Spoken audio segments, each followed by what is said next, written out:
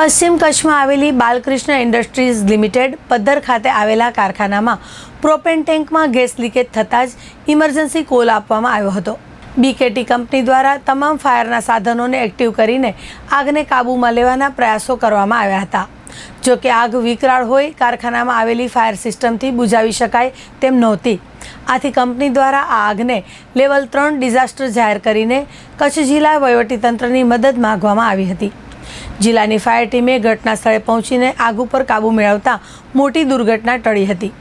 આ ઘટનાની જાણ થતાં જિલ્લા વહીવટીતંત્રના police, RTO, health, GPCB, fire વગેરે વિભાગના અધિકારીશ્રીઓ સ્થળ પર પહોંચી ગયા હતા।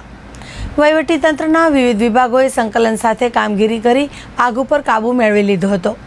આમ જિલ્લા વહીવટીતંત્રની ઇમરજન્સી સેવાઓ થકી મોટી જાનહાનિને ટાળી શકાઈ હતી। જો કે આ માત્ર ઓફસાઇટ મોકડ્રીલ હતી।